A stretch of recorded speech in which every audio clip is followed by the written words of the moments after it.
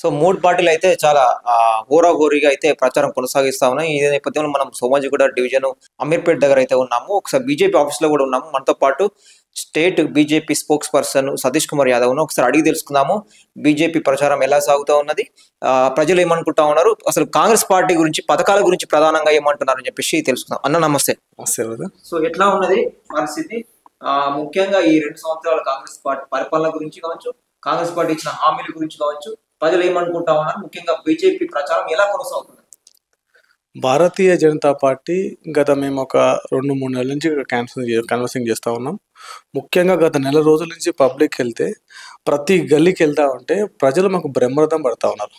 ఎక్కడికి వెళ్ళినా నరేంద్ర మోడీ గారు అంటే అభిమానం ఉంది, నరేంద్ర మోడీ గారి మీద పథకాలు లబ్ధి పొందుతున్నాము అని మేము నరేంద్ర మోడీని గెలిపించుకుంటాము, కమలం పువ్వుకు ఓటేస్తూ ఉన్నారు. గత 2 ఏళ్ళుగా కాంగ్రెస్ పార్టీ అడ్డగోలుగా అది నోటో పెండతట్టో లేకపోతే ఏం మాట్లాడుతుంది రేవంత్ రెడ్డి నోటికి ఎంత వస్తే అంత ఇష్టం వచ్చిన పథకాలు సుమారు 425 పథకాలు తీసుకొచ్చిండు. ఒక్కటన్నా అమలు చేసిండా? జూబ్లీ హిల్స్లో మీరు ఏ ముఖం పెట్టుకొని ఓటాడుతూ ఉన్నారు? మీకు కనీసము మీకు సోయి ఉంటే ఇదే జూబ్లీ హిల్స్ కాన్స్టిట్యున్సీలో 4 లక్షల మంది ఓటర్లు ఉంటే దాంట్లో 1 లక్ష మంది మైనారిటీస్ ఉన్నారు. 1 లక్ష మంది మైనారిటీ ఉన్న వారికి ఒక మంత్రి పదవి ఇచ్చినవు. 3 లక్షల మంది హిందువులు ఉన్నారు, మరి వారికి ఒక మంత్రి పదవి ఇవ్వలేదే. నువ్వు ఇవాళ బీసీ అంటున్నావు, మరి ఒక బీసీకి ఒక మంత్రి పదవి ఇవ్వలేదే.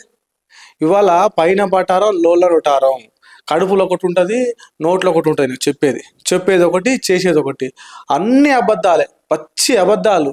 ఇక రేవంత్ రెడ్డి నమ్మే రోజులు పోయినాయి. జూబ్లీ హిల్స్లో కాంగ్రెస్ పార్టీని బొంద పెట్టడం ఖాయం.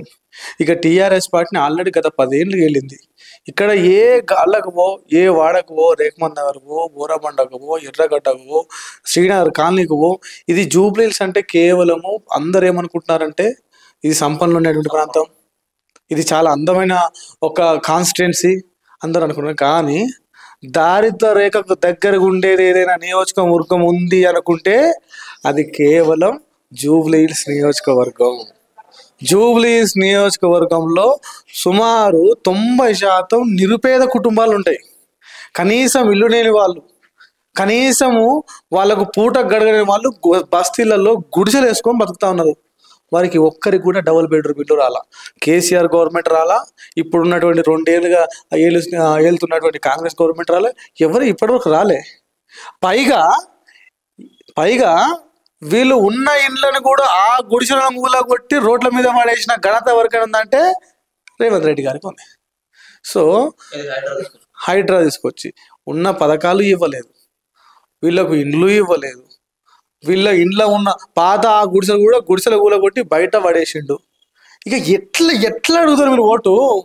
సిగ్గు శరం లజ్జ మానం ఉంటే ఎవడైనా కాంగ్రెస్ పార్టీ ఎట్లా అడుగుతారు ఓటు? మీరు ఒకటే నేను అడుగుతా ఉన్నా, ఏ ముఖం పెట్టుకుని అడుగుతారు మీరు? ఏం చేసిరు? ఇప్పుడు రేవంత్ రెడ్డి గారు ఓటమి భయంతో రోజు ఈయనే రోజుకో ఎర్రగడ్డ, బోరబండ, ఈ గడ్డ, ఆ గడ్డ, అన్ని గడ్డలు తిరుగుతా ఉన్నాడు. ఈ గడ్డలకు వచ్చి నువ్వేం చెప్తున్నావు? నరేంద్ర మోడీ గారిని పట్టుకొని ఈ దేశం మీద దాడి చేసినటువంటి హిందువుల బట్టలిప్పి ఒక నగ్నంగా వాళ్ళ అవయవాలు చూసి కోసి చంపిన లుచ్చన కొడుకులని నువ్వు ఇవాళ వాళ్ళు గొప్పోళ్ళు అంటున్నావు. పాకిస్తాన్ వాళ్ళు దాడి చేస్తే వాళ్ళ స్థావరాలలో మొత్తం భూస్థాపితం చేసినటువంటి ఘనత నరేంద్ర మోడీ గారిది. ఆయనను పట్టుకొని నువ్వేం చేయలేవు, నీతో ముడ్డి మీద కొడతా, ఏం మాట్లాడుతున్నావు? అదే ఇప్పుడు సోషల్ మీడియాలో వైరల్ అవుతుంది అదే స్పీచ్ కావచ్చు, ఇండియా ముడి మీద అని చెప్పేసి, పాకిస్తాన్ తన పేరు అని చెప్పేసి. కానీ ఇండియా కూడా మన దాడి ప్రతీకారం తీసుకున్నాం, మన ఇట్లా ఎందుకు చెప్పట్లేదు అని చెప్పేసి కూడా వ్యాఖ్యలు చేస్తా ఉన్నారు. అదే మీరు అడగాల, మేము మీడియా వాళ్ళు అడగాల, అయ్యా రేవంత్ రెడ్డి నువ్వు పాకిస్తాన్ స్పోక్స్ పర్సన్వా లేకపోతే ఇండియా స్పోక్స్ పర్సన్వా? నువ్వు భారతదేశంలో పుట్టినవా లేకపోతే పాకిస్తాన్లో పుట్టినవా? నువ్వు ఎవరిని పుట్టినావు? నువ్వు కాంగ్రెస్ పుట్టినవా? నువ్వు ఆ పాకిస్తాన్ పుట్టిన లెక్క మాట్లాడుతున్నావు. నువ్వు వాళ్ళ గురించి గొప్పగా ఈయన చెప్పాలా? అంటే ఈడ కేవలం ఏంది అనే ఉద్దేశం. ఇక్కడ ముస్లింలు ఉన్నారు, పాకిస్తాన్ వాళ్ళు కొంతమంది వాళ్ళు ఇక్కడ వచ్చి స్థిరపడరు, వాళ్ళ ఓట్లు రావాలి, కాంగ్రెస్ పార్టీ గుద్దాలని సిగ్గు లేకుండా మాట్లాడుతున్నారు రేవంత్ రెడ్డి. కాంగ్రెస్ వాళ్ళు ఏమంటున్నారంటే ఇండైరెక్ట్ గా వీళ్ళు బీజేపీ బీఆర్ఎస్ ఒకటే, కావాలనే వీళ్ళు బీజేపీ ప్రచారం కూడా చేయట్లే అని చెప్పేసి చెప్తా ఉన్నారు కొంతమంది వర్గం కావచ్చు, పార్టీ పెద్ద నాయకులు కావచ్చు. ఇప్పుడు టీఆర్ఎస్ వాళ్ళు ప్రచారం అయితే చెప్పారు వాళ్ళకి ఎట్లాగా ఓడిపోతున్నామని క్లియర్గా ఉన్నది. బీజేపీ మీరు చూడండి, గల్లీకి మీరేమో ఏదో పెద్ద పెద్ద ఆడమా, మేము చాప కింద నీరు లాగా చాలా బ్రహ్మాండంగా వెళ్తున్నామండి. మీరు రేపు చూసారు కదా, రేపు 14వ తారీఖు రోజు ఘన విజయం రాబోతుంది. లంకల దీపక్ రెడ్డి గారు సుమారు నాకు తెలిసిన అంచనా వరకు, మాకున్నటువంటి మీడియా రిపోర్ట్ వరకు, మేము పబ్లిక్లో ఒక 40,000 మెజారిటీతో మినిమం వస్తుందండి. 40,000 మెజారిటీతోనే జూబ్లీహిల్స్ గడ్డ మీద రెపరెపలాడే కాషాయపు జెండా ఎగరబోతుంది. జూబ్లీహిల్స్ లో ఇక్కడ ఎగిరిన తర్వాత రాష్ట్రం మొత్తం ఎగిరేస్తాం, డబుల్ ఇంజన్ సర్కార్ తీసుకొస్తాం. ఇది మా మాట కాదు, ప్రజల మాట, నిరుపేద కుటుంబం నుంచి ప్రతి ఒక్కరు వచ్చే మాట ఇది. నవీన్ యాదవ్ కూడా 35,000 మెజారిటీ వస్తా అని చెప్పేసి డైరెక్టర్ హేమంత్ నగర్ మీటింగ్ లో కూడా చెప్తాను. ఇక నవీన్ యాదవ్ మస్తు చెప్తారండి, వాళ్ళ మాటలు కోటలు దాడతాయి, వాళ్ళ భాషే కోటలు దాడతాడు. ఆయన కింద ఈయనంత రేవంత్ రెడ్డికే దిక్కులేదు, నవీన్ యాదవ్ ఓటు పట్టించుకుంటారు.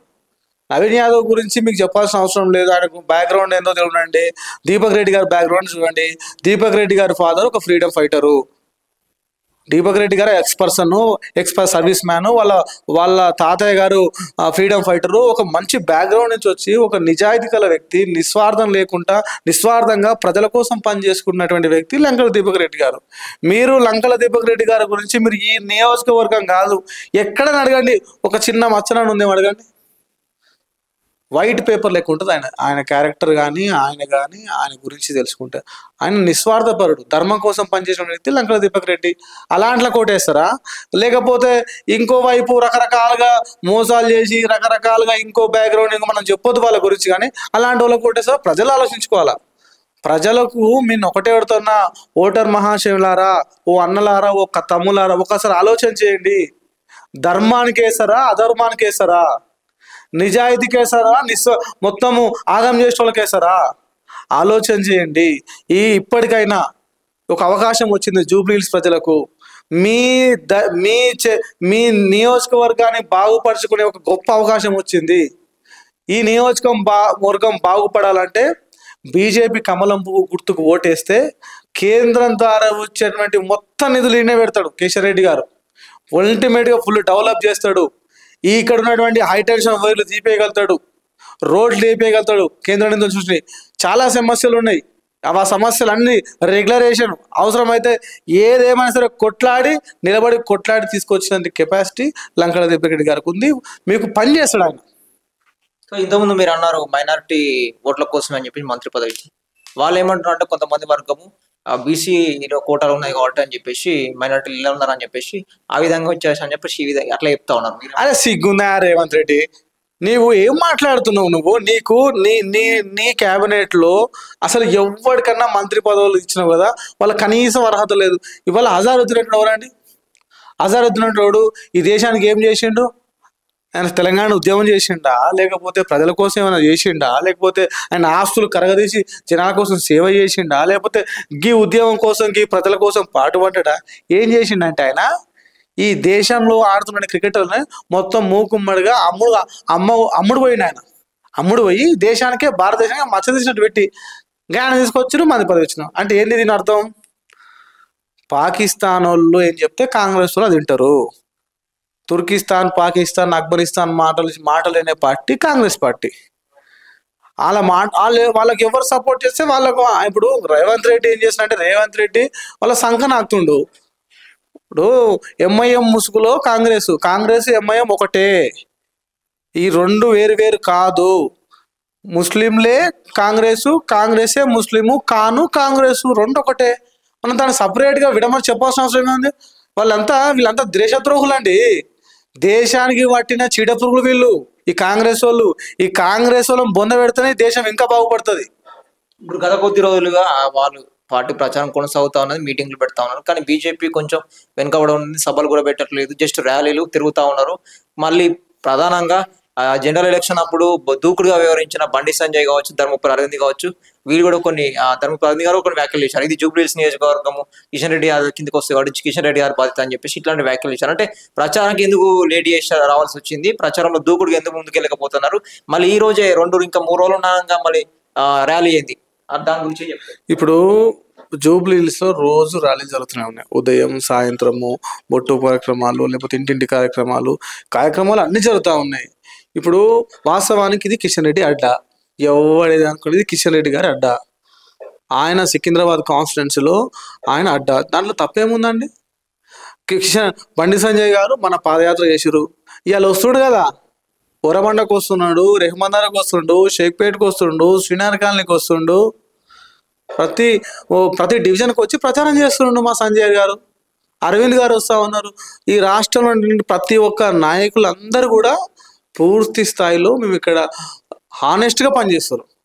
ఎందుకంటే మేము ఇక్కడ గెలబోతున్నాం. దానికి మీరు వాళ్ళు ఏదో చర్చలు, కానీ ఇక్కడ పార్టీలో ఇక్కడ ఇలాంటిది ఉంటుందండి.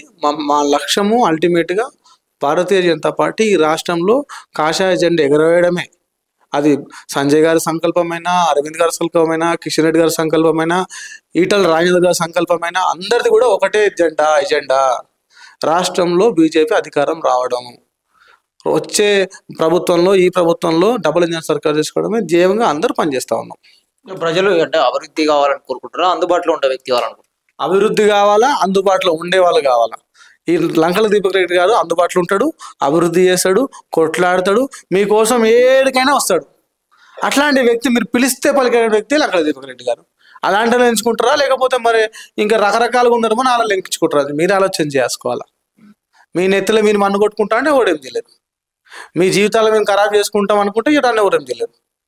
లేదు మాకు తెలివి ఉంది, మాకు ఆ బూత్ ఆ ఎలక్షన్ రేపరంగా వాళ్ళు ఇచ్చేటువంటి డబ్బులకు అమ్ముడు పోతా, వాళ్ళు ఇచ్చే 2000 చాలు, 4000 చాలు, మాకు అభివృద్ధి అవసరం లేదు, మాకు అడిగేటోడు అవసరం లేదు, ఈ జూబ్లీ ఎటన్నా పోని నాకు ఆ 2000 ఇస్తే చాలు అనుకుంటే ఇది మీ ఇష్టం. దానికి ఎవడేం చేయలేడు కదా, అది మీ కర్మ. లేదు బాగుపడాలా, ఇప్పటికైనా మనం సోయి తెచ్చుకోవాలా, ముస్లింల కింద.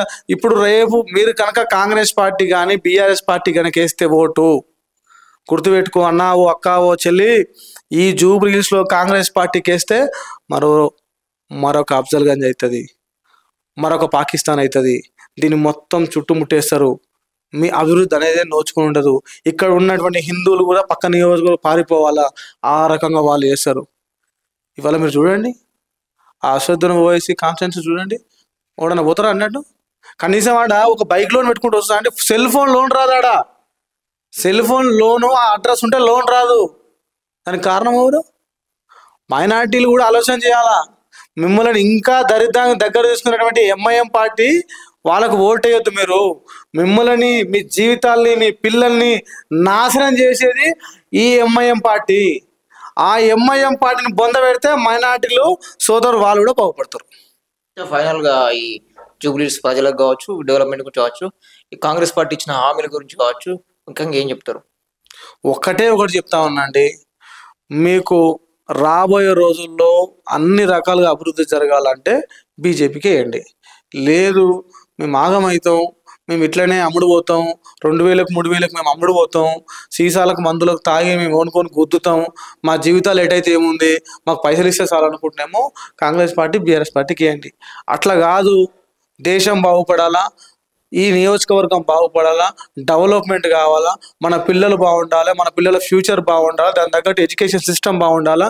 ఇంతవరకు ఇక్కడ ఒక ఇంటర్మీడియట్ కాలేజ్ లేదు, ఒక డిగ్రీ కాలేజ్ లేదు. జూబ్లీస్ కాన్స్టిట్యున్సీలో 4 లక్షల మంది ఓటర్లు ఉన్న కాన్స్టిట్యున్సీలో కనీసం ఎడ్యుకేషన్ సంబంధించిన ఏమున్నాయి చెప్పండి ఒక మాట.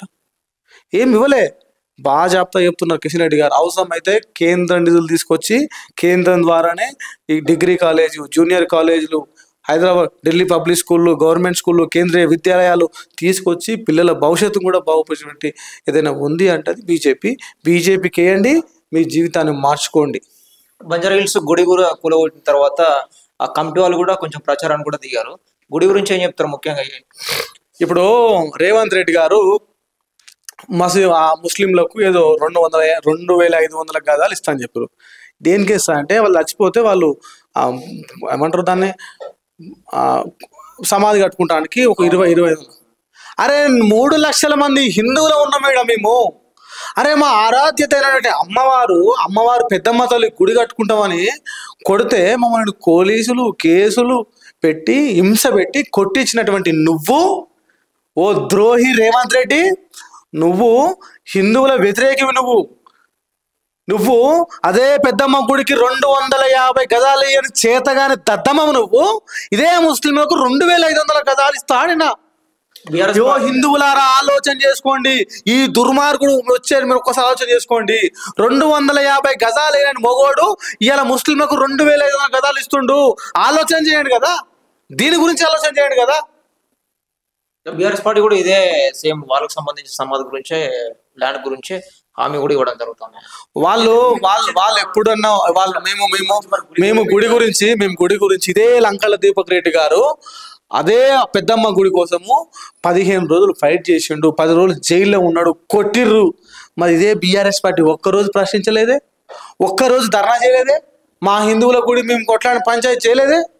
ఇవాళ ఎలక్షన్ రాగానే బీఆర్ఎస్ పార్టీ అమ్మో ఎక్కడ బీజేపీ మళ్ళీ వస్తుందామని వీళ్ళే పోయి గుడికి వాళ్ళకి ఇచ్చారు, ఇది ఇచ్చారు.